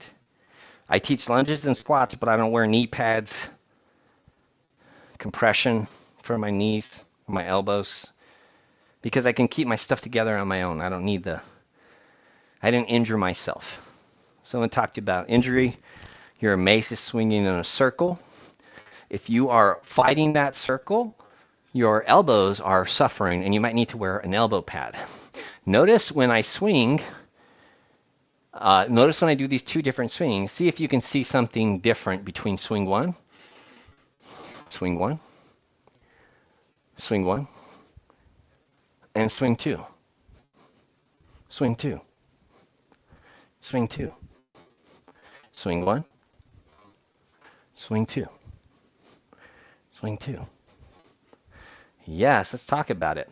So my swing is traveling, if you will, east and west, and my elbow in swing two was pulling north and south, which, if you consider the rotary motion of the mace, this is what's happening to your hand as you're pulling forward, which means you might need to start wearing an elbow pad when you swing. So what I would encourage you to do is swing in an orbit. Me, I drive my elbow in the direction of my swing. Elbow. And this is the 360.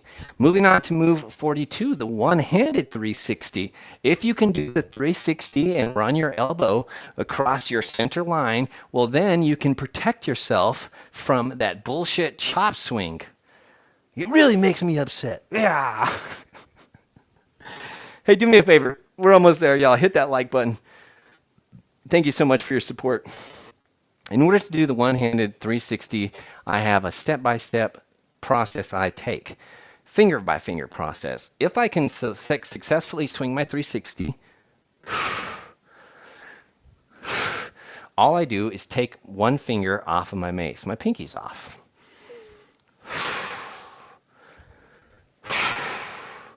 Once I've done that, I take my ring finger off, just like that. So I'm holding with just my my index and middle finger. After I do that, I take off my OK. So I'm just holding OK around the mace. And as long as my elbow is tracking in front, I will finally switch to my hand on the mace. I put my thumb right by my index finger, and I swing inside. And if I can do that, I switch to my one-handed 360. You'll notice how slow and controlled and beautiful my swing is. That's because my mace is tracking in line with my elbow. Instead of people do that. People do that. I've seen it. Let's just do a few more. So me, that's just how I do it. And also, you can do that beautiful outside swing the same way. You can do the inside swing the same way. Bam! That's it, guys. Let's see it. One-handed 360s inside and outside. I know that was quite a lengthy session, but I think it's important. Up next, we have the 360 fighter. So earlier in the program, we did our ballistic curl, rotated, alternating sides, and we called that the fighter. What's up, Gerald Davis? Happy Father's Day to you, man. That's every day. We did our ballistic fighter, rotated, which was our ballistic curl. We even did the one-handed version, right? Yeah, and we even did sword swing version. Yeah, we did. And so basically, every move that we've done, we've alternated from left to right, in a spherical manner. Hell, we even did that with our bow and arrow. And so now let's do it with our 360. This one's so fun. This is the original battle swing. What I would do is philosophy. You have your 360, you can do it well in front. What should you do now? You should probably add some steps or some different planes of motion. I'm going to take my 360, I'm going to rotate my core, and I'm going to do my 360 on the opposite side. Oh, I'm sorry, on the lateral side. Once I know that I can do my 360 on left side and right side,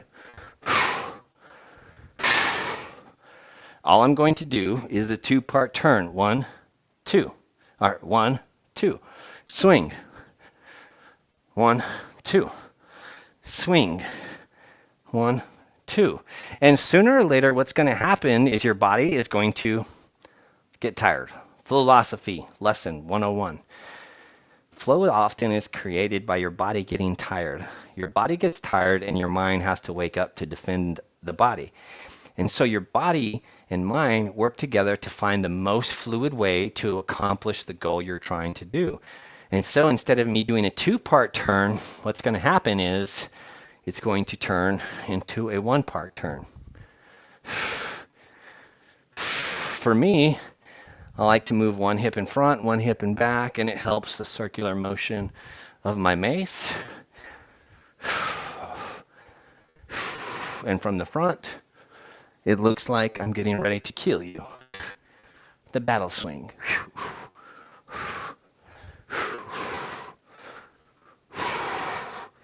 You can lift your heel off of the floor, and when you drive your heel down, it will help pull you back into place. And also getting to your heel, get your glutes out of the way, so that way, well, I mean, you get it, right? You get it? You won't hit yourself in the butt. 360 fighter flow, number 43. Now, time to get to number 44, the Ronin blade flow. I gotta move my camera again. Guys, I hope you're having an absolutely fucking great day. The best day ever. And if you're not, tell the day your coach said that you have to have a good day. Okay, from here we're going to get into our lateral lunge, and we're going to get into our dragon stance and our warrior stance at the same time. From there, if I do a 360, which I can control my 360, control the rotation of what the 360 does to my body, or I can let the rotation funnel all the way to the floor. So I'll do that one. Lateral lunge, warrior stance. Now as I swing, watch what I do. Whoop. From there, all I'm going to do is step out with my opposite leg or the same leg, my left leg, and I'm in my lateral lunge. So you only have one leg really stepping here. I have warrior stance, dragon stance. Swing over my left shoulder, rotate towards my left, and slide out.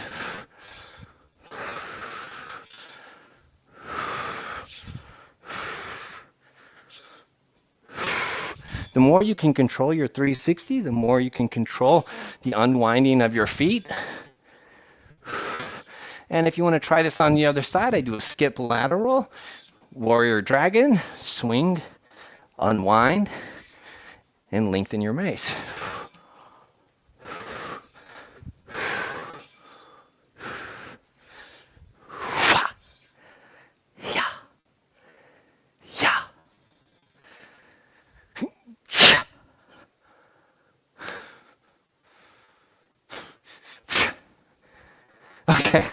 Okay.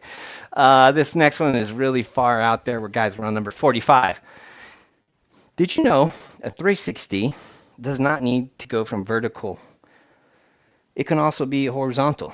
And so we're going to teach you one of the sneakiest 360s you can do. And this is actually a very awesome segment on funneling rotation or segmented rotation. You got to do it. Okay, just do this one. All right. I know you're tired, but I don't care. Okay, nobody cares that you're tired. All right. Literally, I'm in my room by myself staring at a camera. So I don't care. I can't see how tired you are. Okay, pick your mace up. Time to get to work. We're going to do a horizontal 360. We're going to do a horizontal 360 on aisle 7. So here's what I want you to do. We're going to hold our mace in an under grip in landmark 1. I want your right hand or your dominant strength hand to be in the middle. Okay? From there, we're going to take landmark 1 and we're going to put the mace behind our back like so. Very simply, I'm going to pivot my feet inside and out. And what you're going to feel is drag. You're going to feel your body stop moving, our segmented rotation, our funneled rotation. You're going to feel the mace continuing to want to move. Well, what I'm going to do is I'm going to let go of my weighted hand, which is my left hand. My right hand is going to hang onto the mace, and I'm going to curl inwards. The mace handle should wrap around, and I'm going to catch the top of the mace head with my thumb facing the head side of the mace. So once again, landmark number 1, under grip. I start wagging my tail. Voila, voila, voila. Guys, what do I let go of, the heavy side or the light side? Let go of the heavy side is the answer.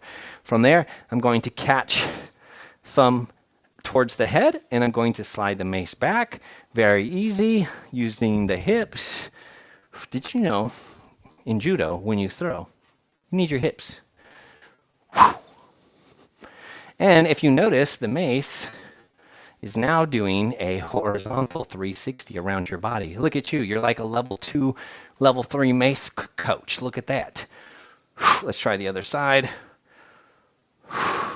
Very easy. Let go of the heavy side, pull around the opposite side. Now, on this example, I'm not really using my hips, but I'm using the raw brute strength of 580-inch biceps. 580. It's more like 500. And I'm just going to do a strict 360 horizontal. Boom. Okay, so my mace is spinning in a circle. Now I want to spin in a circle with my mace. This one's going to be very easy. All I'm going to do is step towards the handle, unwind my feet, unwind my mace. Step towards the handle, unwind my feet, unwind my mace. Now, inevitably, what you're going to feel is segmented rotation, aka funneling rotation. One thing is going to rotate to its maximum, release, and then you're going to rotate some more.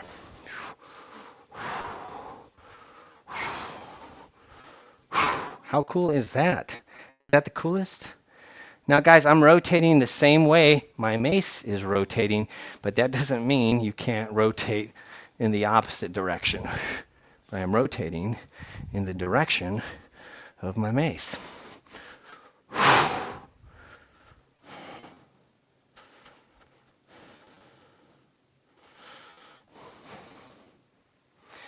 Okay.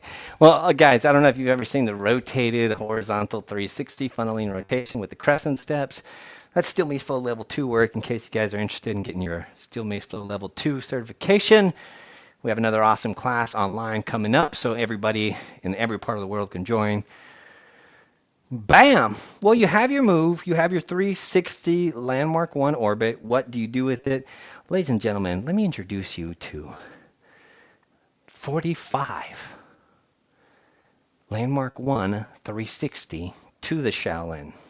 So we're going to do our traditional move, which we do our horizontal 360, but instead of catching it overhand, we're going to let the mace slide around us, and we're going to hook over into Shaolin 0. This move is so cool. From there, I'm just going to drop the mace into my hand, grab the middle, slide around, and catch with my opposite hand. Oh, God, I love this move. We can do it with rotation, which, I mean, you have to. And you can also do it with steps.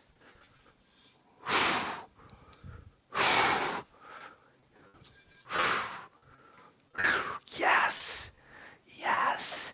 All you do is you take the mace and you poke yourself in the chest.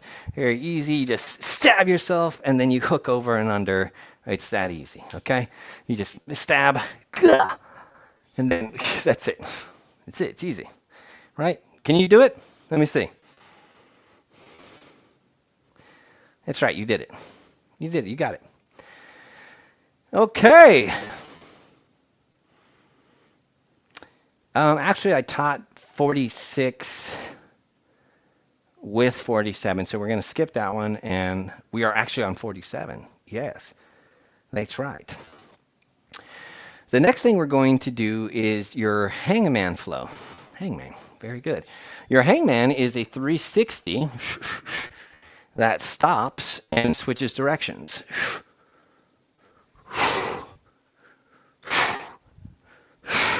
Now, I know what you're thinking. How the fuck am I going to do that? Yeah, imagine me saying, how am I going to teach you to do this? Luckily, I'm the world's best steel mace flow coach named Leo Savage. And that's a fact. And so I figured out a way. So let's teach you guys. First thing we're going to do is we're going to do a touch swing to do our hand transition.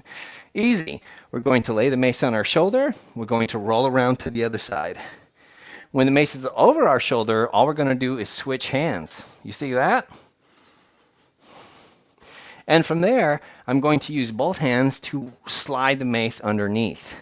Once I do that, my bottom wrist hits lockout, and all I'm going to do is reset it and get back into my 360, and it's that easy. Shoulder, opposite shoulder. Switch your bottom grip. You notice how I went around my mace? That helps me stay in contact with my mace. You might roll your hand under, you might go around, really depending on where my position of my hand is with my mace. But that guy seems to work very well. I keep my palm on, roll my fingers under, and from there I do a little internal rotation and let my mace swing. Now you notice I don't let my mace drop because I've got feet and a floor. So don't let it drop, okay? What would you do that for? Not only that, but when I let my mace take control of me, I may or may not be getting the rotation I've been training for. So keeping my bicep close to my pec, keeping my tricep close to my lat, everything is locked up in a good place. So the only thing that's rotating is my chosen position to rotate, which is that external driver on my handle. So very fun to learn. Shoulder, shoulder, drop. Shoulder, shoulder, drop. Voila.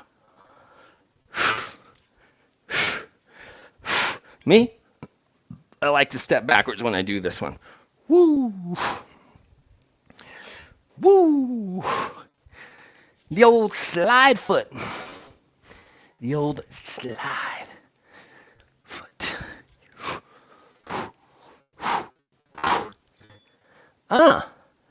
Guys, not only is that the Hangman, but when we start to add the crescent steps moving back and forward, what we do is the vertical time warp. It's called a time warp because there's this beautiful thing in there called a ghost switch. A ghost switch is when you turn your body 180 degrees and the mace switches into a whole nother position. And so,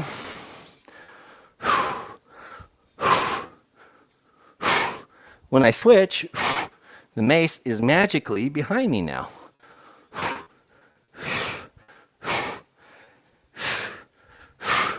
As opposed to staying in front. And then I have to put it in back. Instead, I'm just funneling the mace to my back.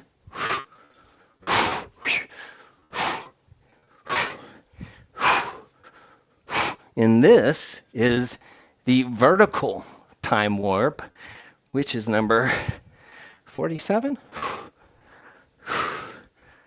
48.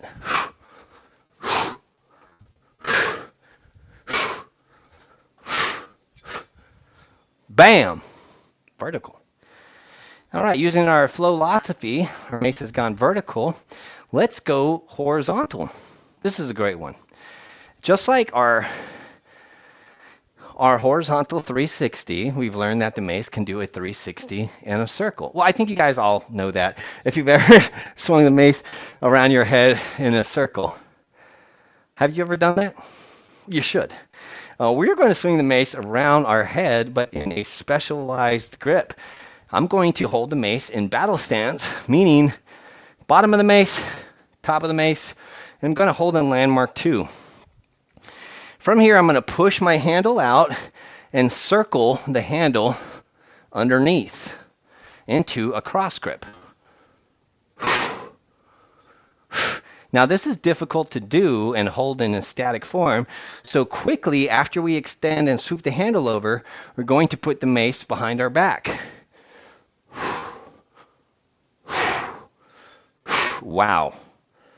Yes, and that is the move. Guys, my bottom hand plays a key role in relieving any unwanted stress from my right arm. Of course, stress is going to build up immediately as soon as I fully lengthen my arm. So what I use is my bottom hand to control the mace and make sure it's still in motion, keeping that strict hold alive. From there, my hand slides and glides, never really fully gripping the mace, but instead just holding the handle of the mace gently. See the gentleness? Let's try the other side. I press, I tuck, and swing. I press, I tuck, and swing. And now that you have that, all we're going to do is add some crescent steps. Very easy. I'm going to step and rotate. I'm going to step and rotate. Here we go. Mace goes out, foot goes out. Tuck under and around.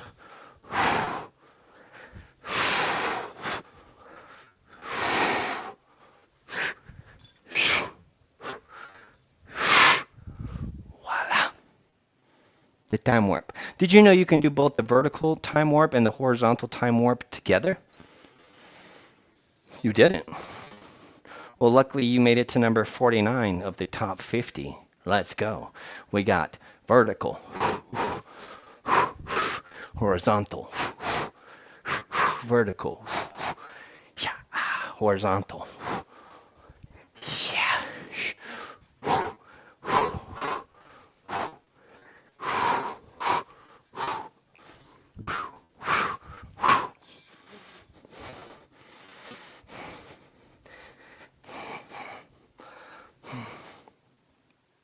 And guys, that's number 50. The combo of the time warp, vertical and horizontal. Let me just thank myself for that Herculean effort. Okay? I want to thank my muscles and my brain and my heart for me, okay? You know what, guys? I think I could do another top 50. I think I could do another 500. I think I could do another 8,000 moves.